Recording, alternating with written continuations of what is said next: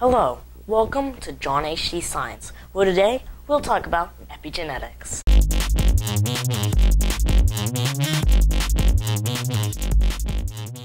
Epigenetics is a theory about the activation and deactivation of genes. It is a thought on how changes in your lifestyle can make you genetically different. This will make a little bit more sense with the example of a twin. So, here's my twin. It's my bro, chill sometimes. But right now, we are genetically the same. Pretty much the same person, like a clone. Crazy, I know. But watch how changes in our lifestyle can make us different. Say you grew up in a family of scientists. That could really make you interested in science. So, you might be interested in science. And let's say your twin joined the athletic club in school, and now he's like really into athletics.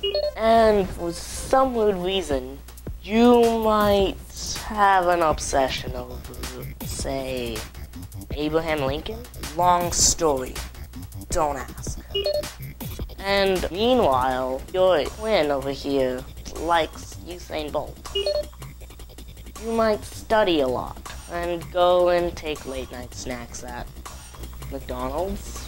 So, while your twin is more interested in, running and stuff and being healthy. Now look at us. We're like two totally different people. So the question to ask yourself is, are we both still genetically the same? If you ask any scientist, they'll always tell you that you're both genetically the same.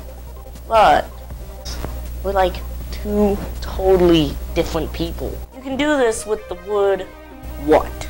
So I can say what, or I can say what?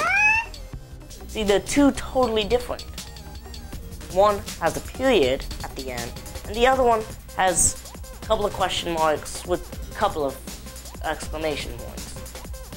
But they still mean the same thing. That's kind of like epigenetics. So, how does it work? Alright, this might get really scientific, so bear with me. So, if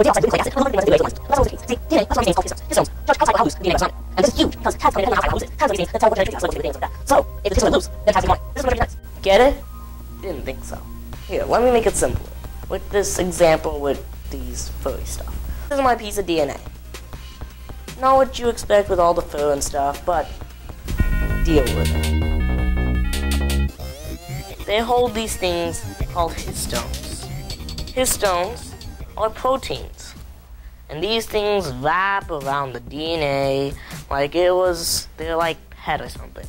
So here is your chain of histones. Here it is.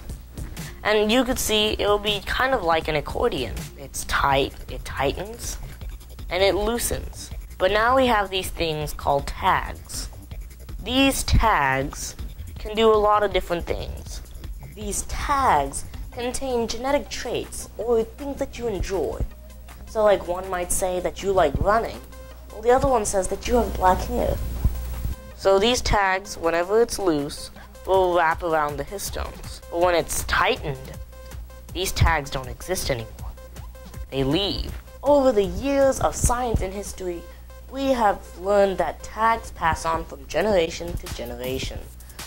So choices that you make matter for your children, or your grandchildren, and possibly even your great-grandchildren. So that's pretty much how it works.